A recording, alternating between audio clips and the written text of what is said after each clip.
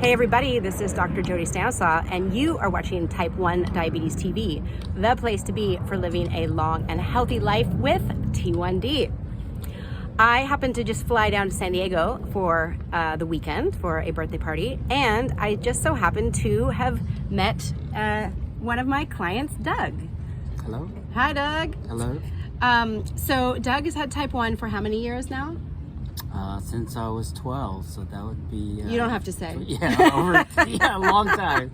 Doug's had Type 1 for a long time. Yeah. And I wanted to share his story with you today because it's very inspiring. It's very heartfelt. Doug found me, I don't know, probably a year ago, I think, and is in my monthly membership program, the T1D Crew, that we'll be talking about at the end of the video. But because I'm here in person with Doug, I always love to connect with clients anywhere. When I have clients that I get to meet in person, it's such a treat. And Doug was so kind to come and meet me today to share with you his story. So, Doug, tell me a little bit about the care that you received in the first half or so of your life with Type 1. This was done in the 70s, basically as people have lived back there, using the urine test strips, the old exchange system, and I just was on a I really didn't know too much. And also, I think there was some conflict between my parents. One parent wanted to be very super strict, and the other parent wanted to just let him live his life like he was normal. So, that's so tough, isn't it? That's so often that happens. Yes. Yeah. Well, and then as the years went by, I was diagnosed, I think, a few years after you. And we didn't even have blood sugar testing for so many years. I think you and I were probably 300 and 400 every other day, right? I have written logs where I was 30 and 300, like normal, all the time. And so as you can imagine, that takes a pretty intense toll on the body. And Doug is, I feel like, a miracle. Do you want to share kind of what has, and complications-wise, what has unfolded for you? Well, as a result of that, I didn't take good care of myself when I was young. I went to college, did all the typical college things, thinking I was normal. I paid the price for that. My kidneys started to go down, and in 1997, I had a kidney transplant. And then that lasted for about 20 years. And then in 1999, that kidney transplant started failing. And still then, my diabetes care was very so-so. It was okay, but not really that great. And I was too involved in work, basically, and not in my health.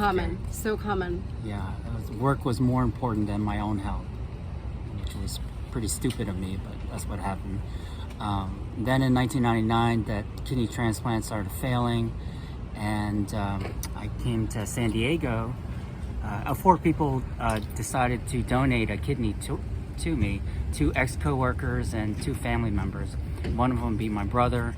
My brother was a surgeon here at UCSD here in San Diego. So of course I came out here to get tested at the end of 1999.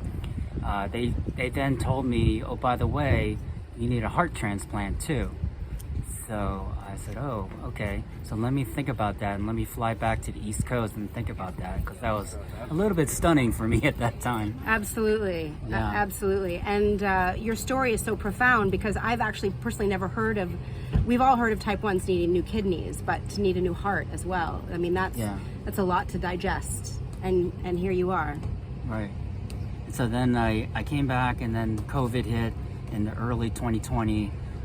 The doctors my brother were just jumping up and down, like, what are you doing? What are you doing? So I said, well, I wasn't feeling well. And I said, to move from the East Coast to the West Coast, that's a lot of work. So through some help of my friends and my family, I was able to move to the West Coast. As soon as I landed here, they immediately said, you can't leave the hospital. I was in such bad shape. And then about a month later, they found a the right donor, and I got transplanted in 2020, the mid-July of 2020, and I've been here ever since. And after that, I said, you know, my life now is really to take care of my health. It's no longer, I still work, but it's really taking the back seat, you know, to my health. And I don't know, you want to say What more? I mean, I just really honor your journey to have had multiple kidney transplants, and he has the heart and kidney of a 20-year-old. So he's got a whole new lease on life. Yeah. Yeah. A new engine and an old rust bucket car. So. It's a great analogy. It's a great analogy. So you've been in the crew now for about a year. Mm-hmm. Yeah. And how has that, so the crew, we go live. I go live for 30 minutes once a week. It's just a beautiful, I call it, you know, really going to practice once a week. We are professional athletes in the sense that we have this skill that we must stay really on top of because our life depends on it. And so I call the weekly Zoom calls in crew basically like we're just going to practice once a week. We're fine-tuning our skills. And Doug's been a very involved member for a while now. And so I'd love for you to share how that has benefited, you know, because now that you're dedicating your life to taking care of yourself, I personally think that having the community piece for us with type 1, there's the educational piece of like, how do we keep good numbers now? I mean, clearly you're much more motivated to get good numbers now, but you also have the tools and education, right? And we need community though. And so tell everybody about your experience being in the crew. Well, you know, a lot of times I was doing it by myself or on Facebook. You know, there's a bunch of type 1 diabetic Facebook groups, and I realized that Facebook helped a little bit, but a live chat there's no beating that. And so like she was saying, the technical piece or education piece, you know, of course each session, or, you know, there's a little nugget that I may learn that I didn't know before, which always is of great help. And then but the community piece of like just keeping on top of it. And it's easy that life just gets in the way. You have a lot of other responsibilities in life, whether it's you're taking care of your kids or work or, you know, just a million other things. And your health can so easily just fall in the background. So just having a regular check-in keeps me to remind me like, oh, okay, I need to remember to do this, and to remember to, you know, just do all the things that, you know, your endo probably already told you. Like, or didn't. maybe, Sorry, maybe or they didn't. did, or maybe they did or didn't to tell you, but at least, you know, you already know it's something you're supposed to do, but it's a nice reminder. Yeah. And then the emotional support from the group is huge, because sometimes you just feel like you're just out there by yourself and nobody understands what's going on, even though your family might be there. They just don't really understand. It's not the same. It's not really the same. It's not the same. You know? Right. So right. the emotional support, the technical education, and just the constant reminder is just exactly. huge. Yeah, Just I huge. always say there is 3 things you're going to get from today's call. Number 1, you might learn something new, or you might not. Number 2, you're going to be motivated to do the things that you know you need to do but haven't been doing. And number 3, you're going to feel inspired by the community. So Doug, I'm just so grateful that you found the crew, and that you're, as you know, thriving with your 20-year-old heart and your 20-year-old kidney, and you have a new lease on life, and that you are really prioritizing, you know, the next 50 years of your life ahead of you to be healthy. Yeah. You know, so I want everybody listening to just, you know, maybe your diabetes is going great, maybe it's devastating, but either way, there is hope, right? Every corner in life, that you never know what's around the next corner, and the body is very resilient. I mean, Doug's been through 1 kidney that failed, and now he has a new kidney and has a new heart, right? So there is so much support for people with type 1 now. Even if we've had the retinopathy or the neuropathy, things can reverse, things can get better.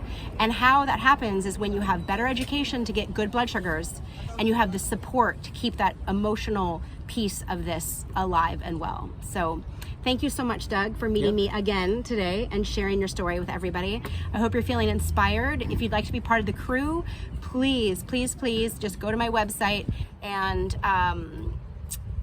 actually, where is that link? I think I need to put the link on my website. It's called the Type 1 Diabetes Crew, and I will put a link on my website for that because I think we just took it off. Okay. But you can always just scroll down to the very bottom of my website, click on contact, and send me a message. But I also have online courses. I work privately with people, so I have a lot of resources to help Type 1s. So thanks for watching today's video. Thank you so much, Doug, for sharing your story. Thank you, Jody. Yes, you're welcome. Thank you for everything. You're welcome. You're welcome. Thanks for watching, everybody. I'll see you next time. Bye for now.